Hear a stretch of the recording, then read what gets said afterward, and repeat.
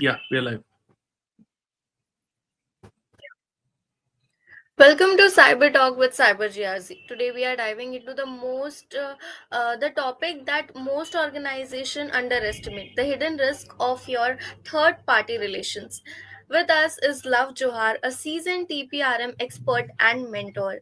I think that this one's gonna open a few eyes because some of these risks are gonna uh, people do unnoticed until they blow up.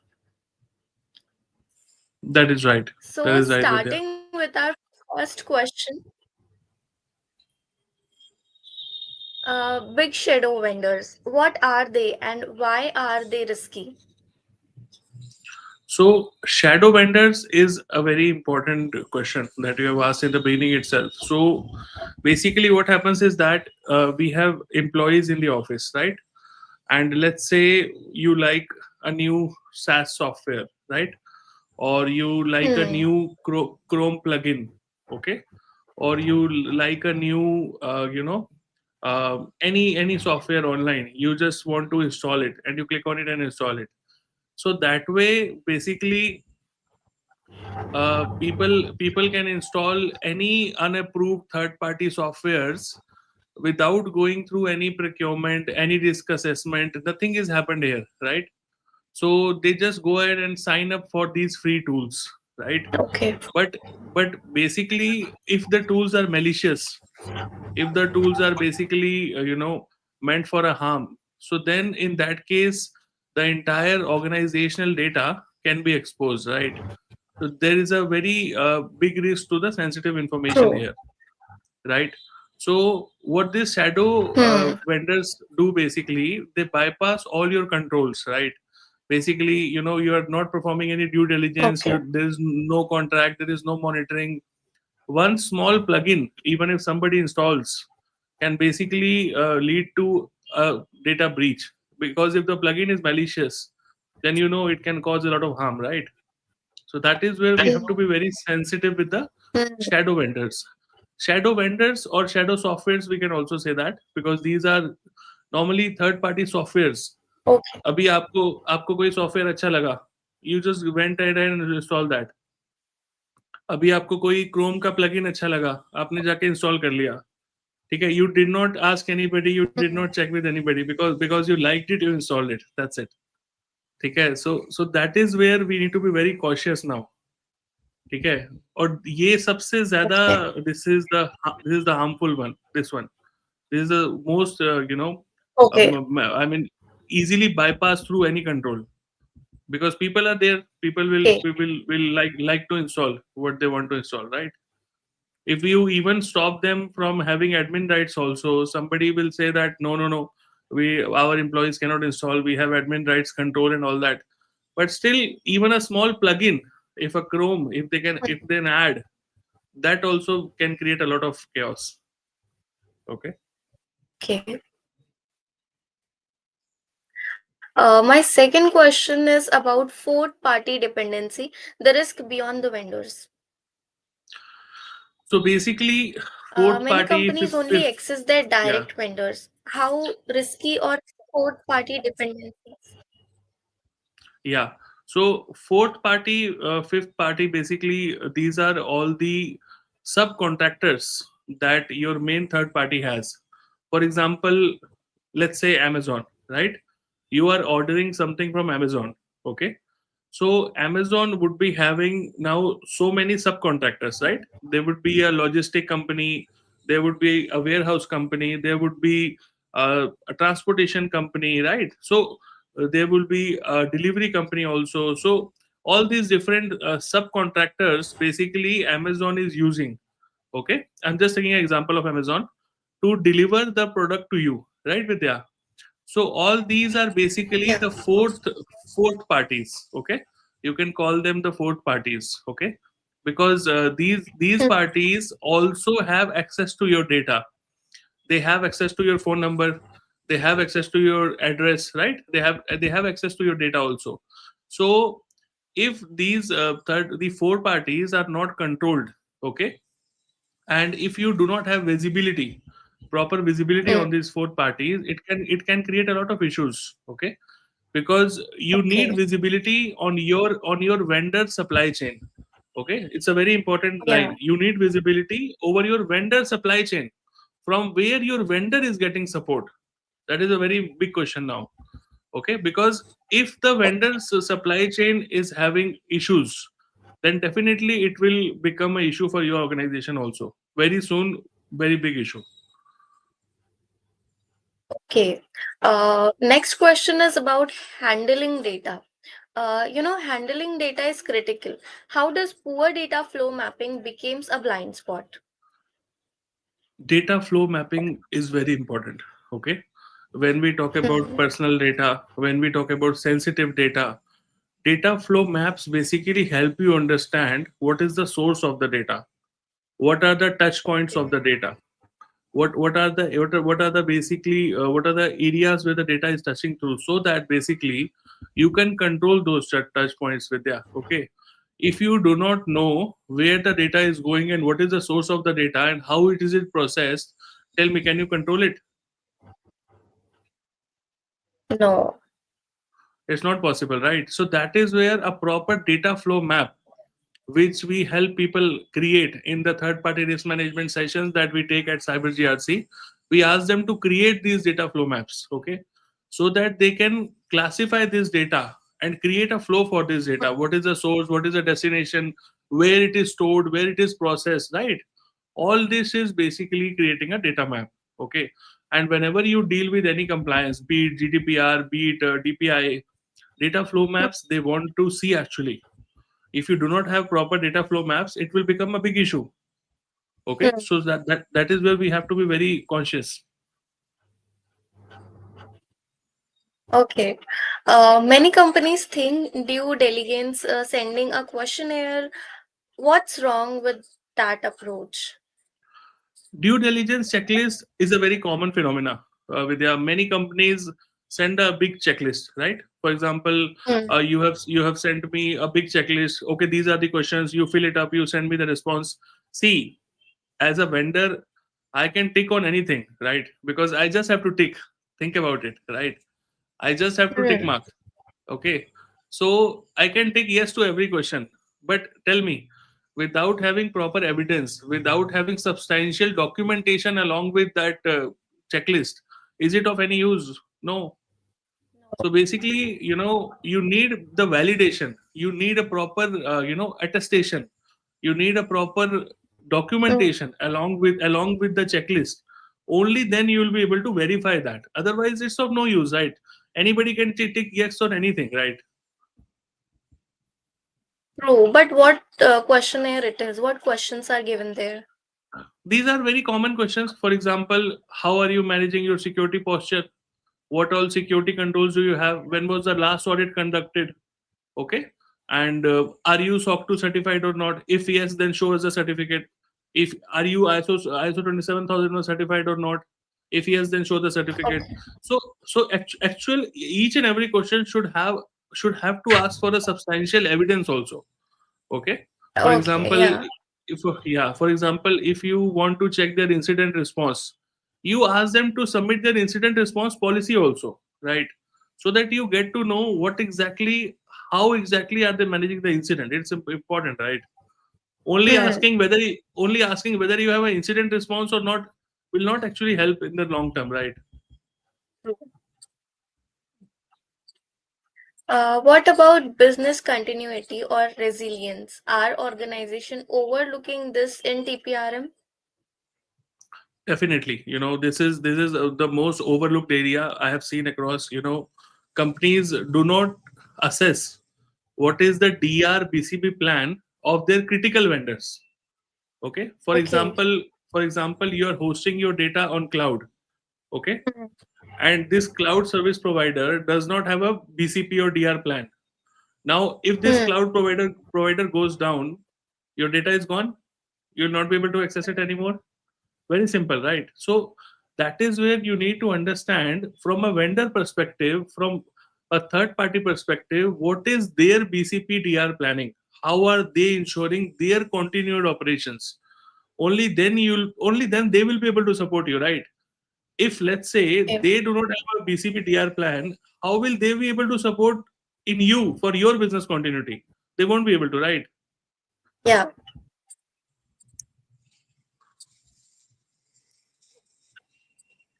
My next question is about contract blind spots. Contract are signed by everyone, but there are uh, contractual risk on that go unnoticed. Contracts play a very important role in third party risk management, Vidya. Okay. I cover in my batches how to create the contract, what are the important contractual clauses. I tell the TPRM people. Then the learners actually try to implement those clauses in the contracts. So contracts, we spend a lot of time understanding the contracts, what Hmm. each and all clause means, what is the advantage, what is the benefit of each and every clause, what is the benefit of exit clause, what is the benefit of having data confidentiality breach clause. So every clause has a very important role, because at the end of the day, tomorrow, if things go south and you're not able to maintain relationship with this third party vendor, only Hmm. your contract is the document that will be held accountable in the court of law, right?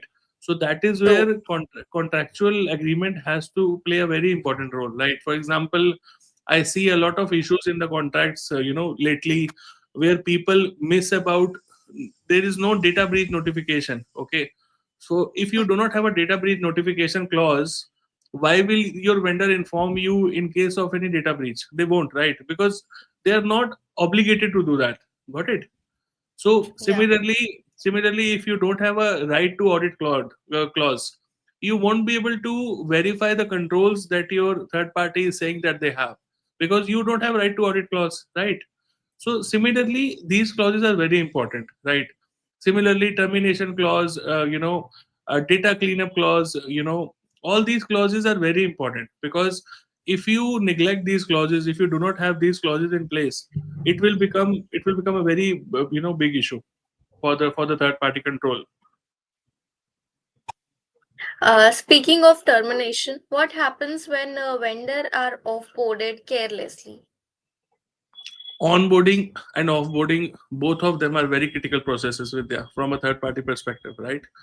So offboarding, I would say, is more critical than onboarding, because in the offboarding process, basically, if you have not revoked their access properly, if you have Hmm. not revoked even a single access that the vendor had, they will still have access to your complete environment. Okay, they will still have access to your data. Okay, so there are many cases which happen every now and then, where the ex vendors, the ex third parties, have access to the previous environment even after months after termination, right? So that is where you need to properly revoke the access, you need to properly retrieve whatever data they have on you, and you need to ensure that there is a proper deconstruction and destruction of the data that they have on you, and you need to have a proper documentation also for that. Okay, so all these are really important from a offboarding point of view, and we actually do it in practice. When we go for a third party session in the cyber GRC, we basically ask them to create this checklist and follow this checklist on a live environment, on a practical case study, so that they know how to get this done. Because see, in a theory everybody can understand everything, but when you do it actually, then you understand where is the gap in the learning process. So that is what we cover Okay. in the session. Yes, yes.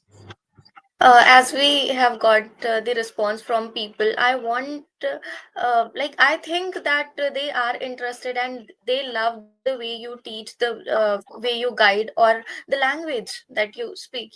Everyone have their own language to teach. So I want you to tell our audience how they can enroll for your sessions. Every now and then we have these sessions, Vidya. Third party risk management batch is again starting in November also, right? And we already have a third party risk management batch going for the weekend, and already it is filled up. So definitely they can get in touch with us and they can enroll in these batches. These batches actually happen every month, and by God's grace we have so much of audience coming in that we have to conduct these batches every month. So that is where they can definitely get in touch with us, and they can get enrolled in the next one. Yes. Okay. So let's move on to our next question. Uh, you talk about emerging risk in your workshops. Uh, can you elaborate it a little more?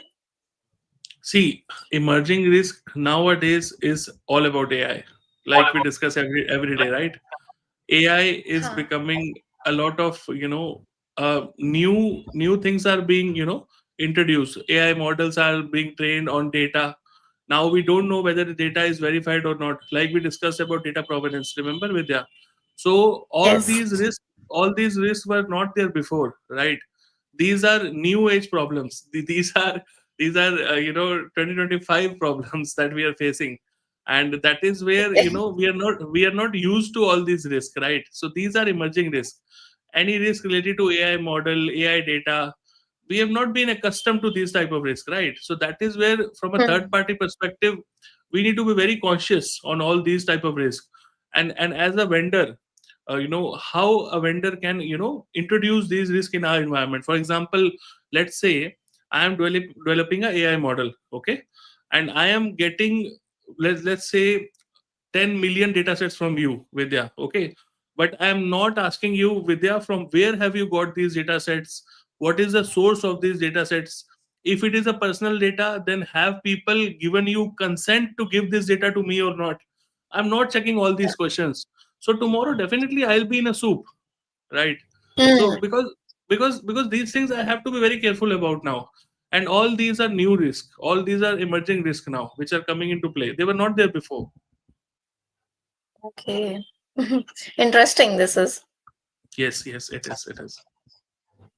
Organizations often do due diligence once and forget it. Why is continuous monitoring essential? So basically, risks are changing every day.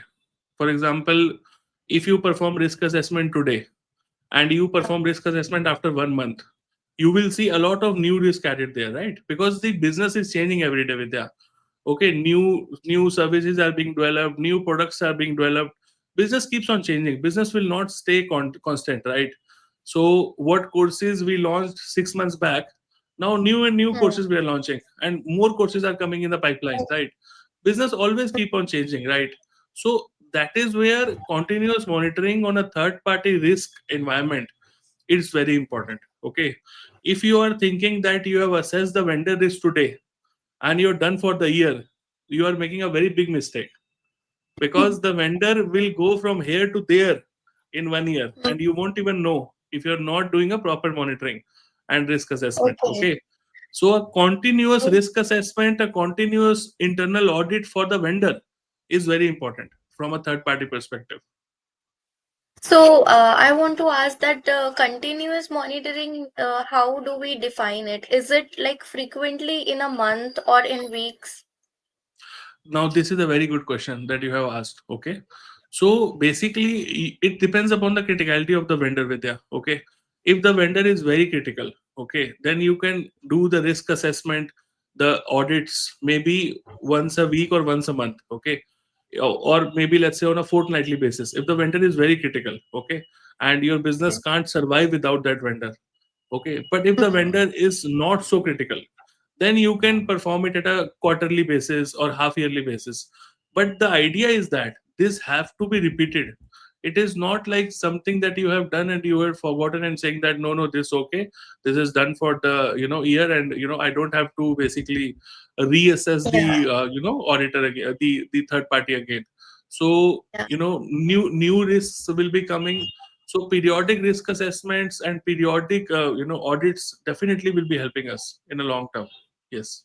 Okay. Basically, it should not be like a checklist that I have done this and I have like tick those things, right?